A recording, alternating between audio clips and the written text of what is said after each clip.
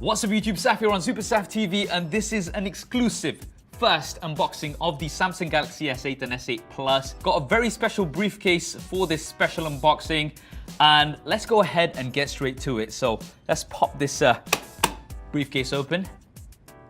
Ready for it, guys? There we have them. You can barely see me here. Let's get them out of this briefcase, and we can get rid of this very special and heavy briefcase. So there's one Samsung Galaxy S8 here, as well as three Samsung Galaxy S8 Pluses. And we've got three different colors here. There's the full black, there's the silver, as well as the orchid gray. Now there's gonna be the coral blue as well as the gold available in certain markets, but these are the colors that we're gonna be checking out for this video. Now first up, the display sizes. So the S8 has a 5.8-inch display. The S8 Plus has a massive 6.2-inch display. Now, these screens are massive, but the body size is quite similar to the S7 and S7 Edge that we had last year.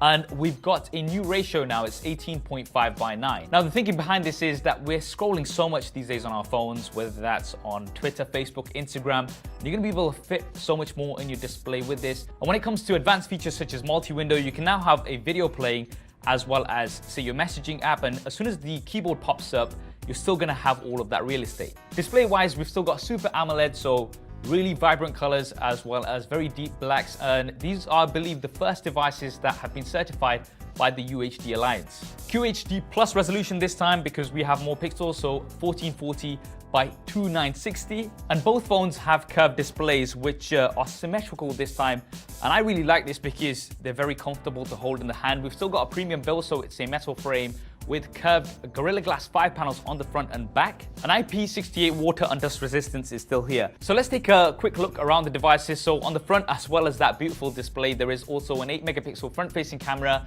which has an f1.7 aperture, and autofocus this time as well. So we've got face detection autofocus.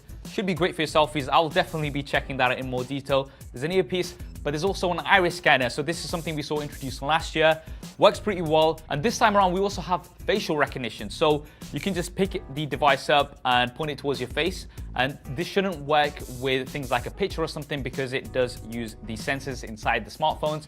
I'll definitely be testing this out, and let me know if you want to see that in more detail. Another thing you'll notice is that we no longer have a home button. This has been replaced by an on-screen button, but it is pressure sensitive. So you can press this hard and you can actually feel the feedback as well.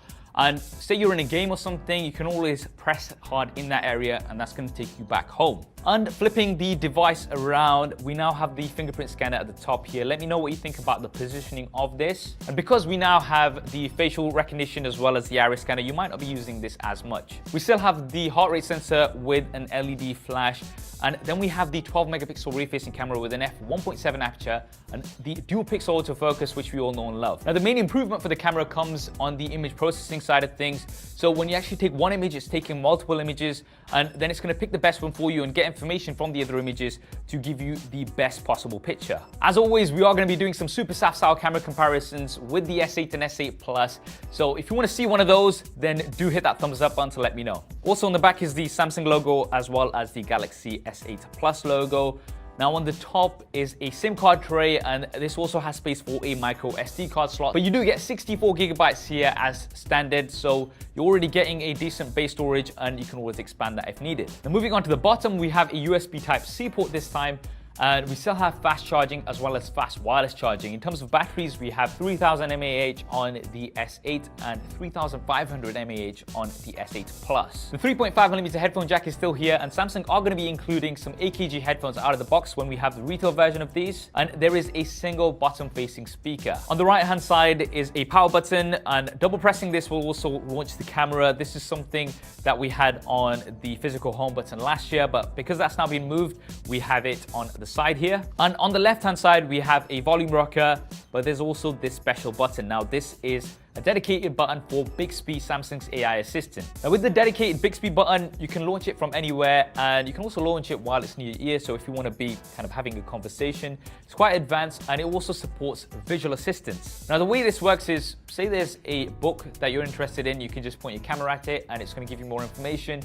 There's a street sign, QR code, loads of these different things. And if you want to see Bixby covered in more detail, then definitely let me know. And I'll do a full Bixby demo once I have the official retail version of the S8 and S8 Plus. Now for the internals, we have the Snapdragon 835 processor with 4 GB of RAM. There is also the 8895 available, depending on which market you're from. I think this will be the first commercially available device with the Snapdragon 835. Others that have been announced with it will be coming later on in this year. For the software, there's Android version 7 with Samsung's UI on top, and I'm definitely looking forward to checking these out in more detail. In terms of the release date, these are going to be available very soon, so you can pre-order them, and I think the release date is on the 21st of April, so that's when you're going to be able to officially get your hands on these.